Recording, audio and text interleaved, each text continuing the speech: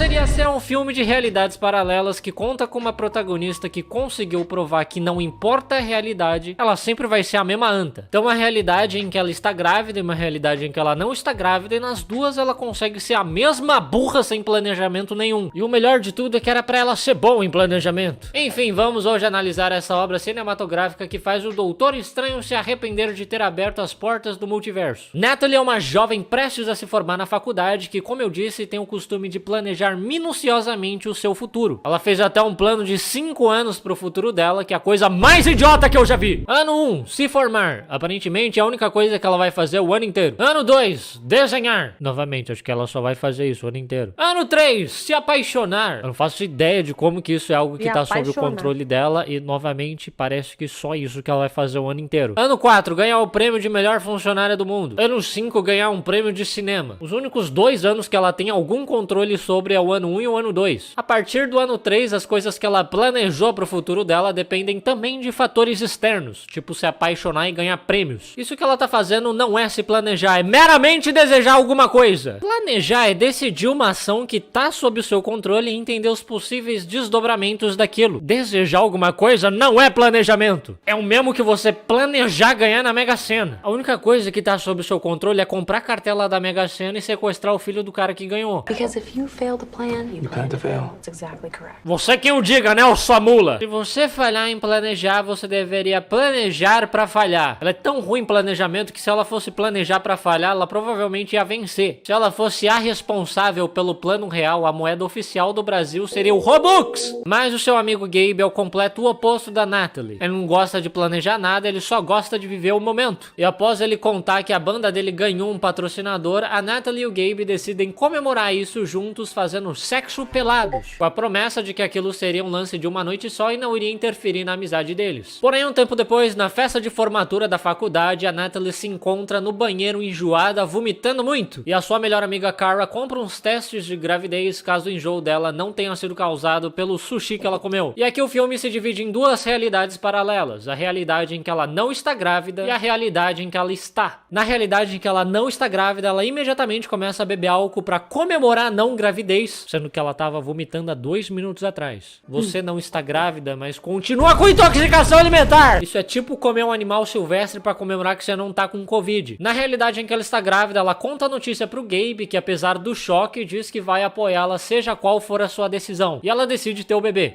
Que eu acho que foi a decisão certa, aliás. Tendo em vista a incapacidade dela de se planejar, eu tenho certeza que se ela tivesse uma gravidez planejada, ela iria dar luz a Lucifer. Na realidade em que ela não está grávida, ela alegremente se muda para Los Angeles com a sua amiga para procurar emprego.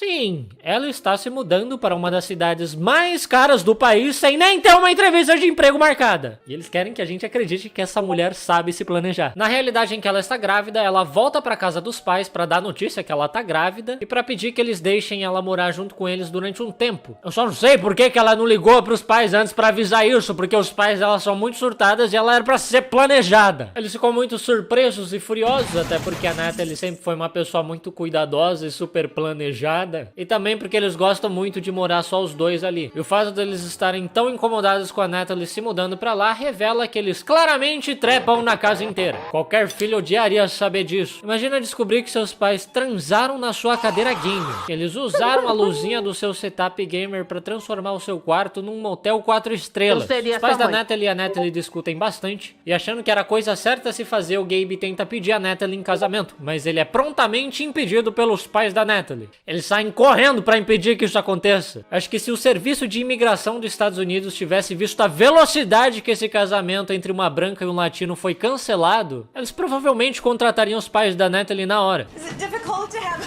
someone suddenly invade your space? Daí os pais dela tentam deixar a vida dela mais miserável do que ela já tá. Eles moram numa casa enorme, mas por algum motivo a esteira tem que ficar no quarto da Natalie. Eles estão odiando tanto essa gravidez que já eles vão aparecer com um cupom de cashback numa clínica de aborto. Na realidade em que ela não está grávida, a Natalie continua sem emprego. Ela viu que a sua ídolo do mundo da animação, a Lucy Gallow, estava contratando uma nova assistente e ela mandou currículo pra ela. Mas depois de esperar por muito tempo sem nenhuma resposta, ela decidiu ir até uma festa onde a Lucy estaria pra tentar conversar com ela e Pedir um emprego? Não sei exatamente qual a estratégia dela, mas essa é a grande planejadora Natalie. Quando ela chega no local, ela descobre que tem um segurança na porta checando os nomes na lista. E meio que ela já desiste de entrar. Por algum motivo ela achou que um evento fechado não teria um segurança na porta checando os nomes. Então ela decide ir até o bar pedir uma tequila e lá ela conhece o Jake, que diz pra ela tentar entrar sem nome, sem nada, simplesmente passar pelo segurança. E isso de alguma forma dá certo. Isso nunca funcionaria na vida real. E se funcionasse, eu jamais iria querer estar dentro de um evento em que eu consegui burlar a segurança. Se um japonês sem confiança e com ansiedade social consegue entrar, qualquer Ezra Miller consegue também. Eu nunca iria me sentir seguro num lugar desse. Mas chegando lá dentro, ela não encontra a Lucy e vai embora. Uns dias depois, ela recebe uma ligação do escritório da Lucy marcando uma entrevista com ela. Chegando lá, ela descobre que o Jake trabalha lá e foi ele que colocou o currículo dela no topo da lista para ela ser chamada. Ela acaba indo muito bem na entrevista por ser uma grande fã daquele estúdio de animação e ela acaba sendo contratada como assistente da Lucy. E nada disso graças ao planejamento dela. Na realidade, em que ela está grávida, ela descobre através do ultrassom que ela vai ter uma Valentina e ela começa a montar o quarto do bebê. Se tinha um quarto extra esse tempo todo, por que não colocou a esteira lá? Na realidade, em que ela não está grávida, ela conversa com o Jake durante o almoço e descobre que ele também gosta muito de se planejar. E ele também tem um plano de 5 anos pro futuro. What do people have against planning?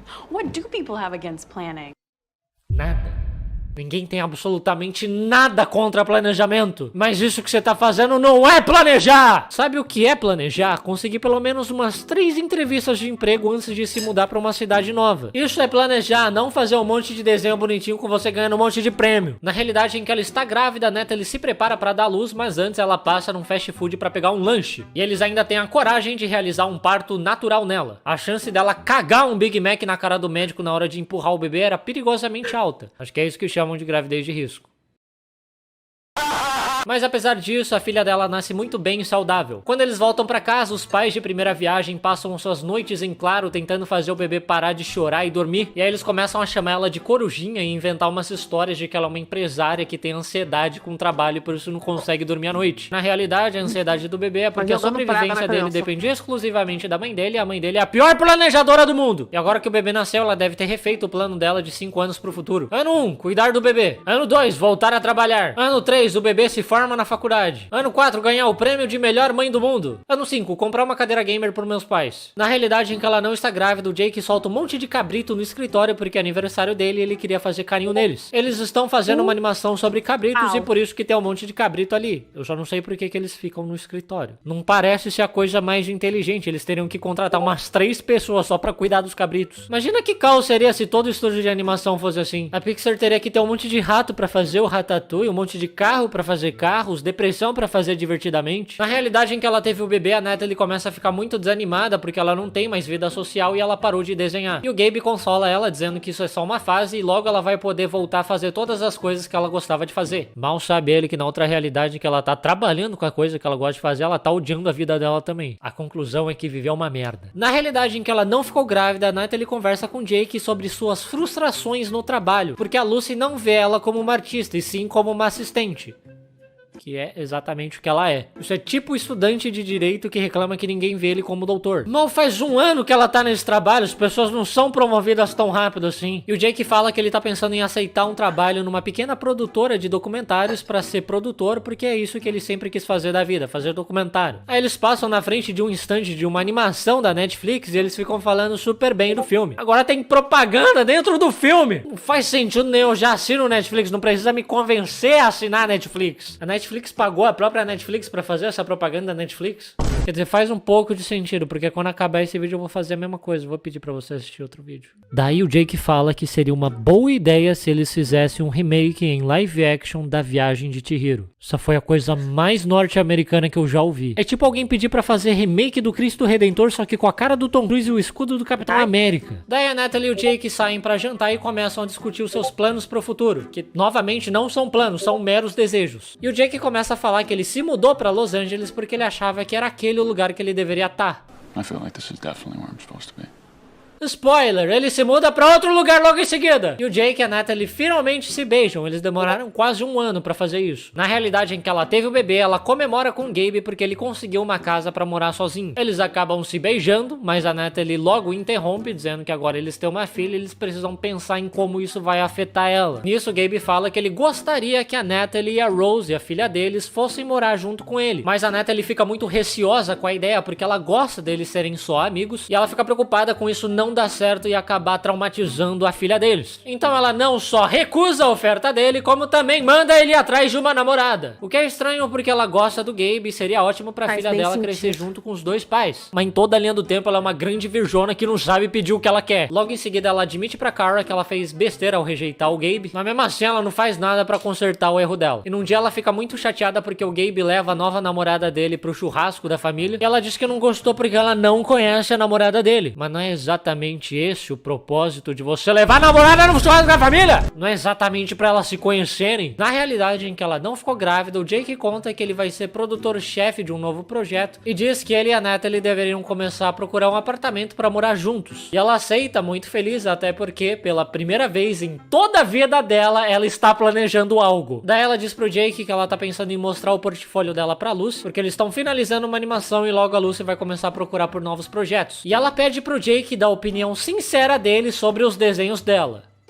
A opinião do Jake. O cara que acha que deveriam fazer um remake live action de A Viagem de Chihiro. Enfim, o Jake acha o portfólio dela bom, o que é bastante preocupante. Daí ela manda o link pra Lucy, mas ela nem chega a abrir. Um tempo depois, o Jake diz que ele vai ter que se mudar pra Nova Escócia por causa do projeto dele de documentário e vai ter que morar lá durante uns 6 meses até um ano. Eles começam a namorar à distância. A Natalie tenta várias vezes tentar conversar com ele por videochamada, mas por algum motivo ela só tenta fazer isso quando ele não tá em casa e ele tá com uma conexão péssima. Toda vez que ela tentou ligar pra ele, ele tava no carro dele, parecendo que ele tava gravando um vídeo criticando o PT. Na realidade em que ela teve o bebê, a Natalie viaja pra Los Angeles pra passar uns dias com a sua amiga Kara e ela deixa a filha dela aos cuidados do Gabe e da sua nova namorada. Mas logo na primeira manhã dela lá, ela recebe uma ligação da sua filha dizendo que está com saudades e dizendo que o Gabe não passou a noite junto com ela, mas sim uma tal de Jessie. A Natalie fica muito preocupada com isso, até porque o Gabe não tá atendendo o telefone e ela não conhece essa Jessie. Então ela decide voltar pra casa. Sim, ela acabou de chegar e ela já vai voltar pra casa, de Los Angeles até o Texas. São 18 horas de carro e 5 horas de avião. E boa sorte pra conseguir um voo de última hora. E não faz sentido nenhum voltar. A Natalie poderia simplesmente ligar pros pais dela que moram a 5 minutos do Gabe pra eles irem checar a filha deles. É a maior estupidez do mundo ir embora pra casa. Ela poderia muito bem ligar pra filha dela e pedir pra ela passar pra essa tal de Jessie, ligar pros pais dela e pedir pra eles irem na casa do Gabe e ver se a filha tá bem, esperar o Gabe retornar, ou pegar um voo de 5 horas, ficar sem sinal a maior parte do tempo, sem saber o que tá acontecendo, e quando chegar em casa ou encontrar a filha dela morta, ou descobrir que não aconteceu nada demais. Pra alguém cujo forte é o planejamento, ela é bem estúpida e impulsiva. Na realidade em que ela não ficou grávida, a Lucy chama a Natalie pra dizer que ela viu o portfólio dela e apesar de reconhecer o talento dela, ela não vê originalidade nenhuma nos desenhos dela. A Natalie pede ajuda da Lucy pra tentar encontrar a voz dela, mas a Lucy fala que ela não precisou da ajuda de ninguém pra encontrar a voz dela. Ela fez isso sozinha depois de se demitir da Pixar. Aí a Natalie pergunta pra Lucy se ela acha que ela deveria se demitir também, e a Lucy dá muito a entender que sim. A maneira mais poética e sutil de demitir uma pessoa, você nem demite ela, você apenas sugere que ela vá encontrar a voz dela. Ela liga pro Jake pra contar o que aconteceu e pedir consolo, mas o Jake não consegue confortá-la através da ligação, e a Natalie diz que o namoro à distância não tá dando certo e ela termina. Na realidade em que ela teve o bebê, a Natalie volta pra casa correndo e ela estava certíssima em estar preocupada, porque a filha dele simplesmente morreu e foi substituída. Antes ela era uma menina de cabelo cacheado, agora ela é uma menina de cabelo liso. Daí o Gabe explica que a Jessie é irmã da namorada dele e eles passaram a noite fora porque o Gabe pediu a namorada em casamento e eles foram comemorar. E a Natalie continua muito brava por ele não ter avisado isso antes, realmente ele poderia simplesmente ter avisado. Mas ela realmente estava tão preocupada assim com a filha dela porque ela simplesmente não mandou logo a polícia pra casa do Gabe. Eles levariam 5 minutos pra chegar lá, ela levou 5 horas. A polícia provavelmente teria conseguido impedir da filha dela ser substituída. Ela só voltou pro Texas porque ela queria queria brigar com o Gabe. Ela nem se importou, ela nem percebeu que a filha dela foi trocada. Na realidade, em que ela não ficou grávida, a Natalie volta pra casa dos pais depois de perder o emprego e o namorado. Eu não sei se ela se demitiu ou foi demitida, mas esse é o motivo mais idiota que eu já vi pra alguém perder um emprego. Você pode muito bem encontrar sua voz enquanto você tá empregado. A única voz que você vai encontrar desempregado é desse PC e Serasa. Em ambas as realidades, a Natalie começa a desenhar sem parar. Em uma, ela tá trabalhando numa animação e na outra, ela tá fazendo uma história em quadrinhos baseada no personagem da corujinha que ela inventou pra filha dela. Eu só não sei por que ela tá arrancando páginas de um caderno, sendo que ela desenha num tablet!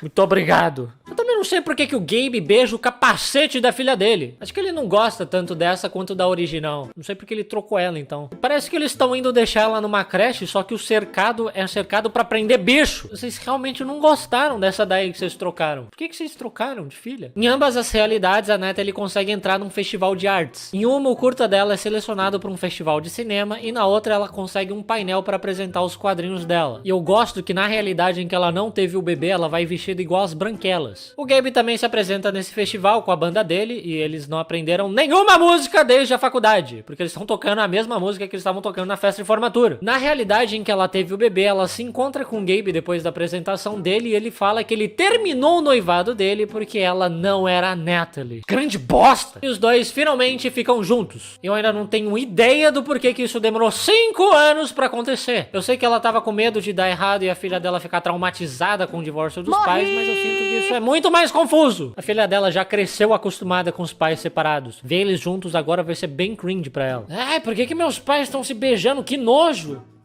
Por que eles compraram uma cadeira gamer? Eles nem jogam. Eu realmente não entendo esse medo da Natalie. Se a filha deles não gostar, é só trocar ela de novo. Na realidade em que ela não ficou grávida, ela encontra o Jake do lado de fora da apresentação do curta dela, que diz que ele veio correndo assim que ele soube do festival. O que é muito romântico, mas é um curta. Ele saiu da Nova Escócia pra ver 10 minutos de filme. É tipo eu sair de casa pra ver um TikTok. E na saída da apresentação do curta dela, ela encontra a Lucy, que parabeniza ela e fala pra ela voltar a trabalhar pra ela. E a Natalie aceita muito contente e sem orgulho nenhum. No final, por algum motivo, todas as coisas que ela queria voltaram correndo atrás dela. O Gabe terminou o noivado dele só pra ficar com ela, o Jake saiu da PQP das gravações dele só pra ver o curta dela, e a Lucy apareceu pra chamar ela de volta pra trabalhar com ela. O que todo mundo começou a enxergar nela do nada? Em ambas as realidades, a Natalie entra na sua antiga república, e ninguém questiona por que tem uma mulher estranha lá, mas ela se olha no espelho e diz para si mesma que está tudo bem, vai ficar tudo bem. No final, o roteiro vai dar uma grande forçada de barra e as coisas que ela queria vão voltar correndo atrás dela. Só pra gente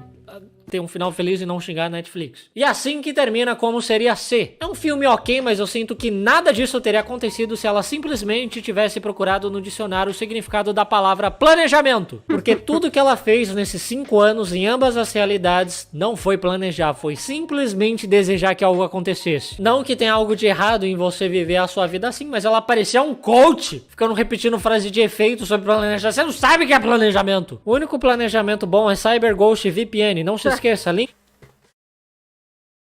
CyberGhost.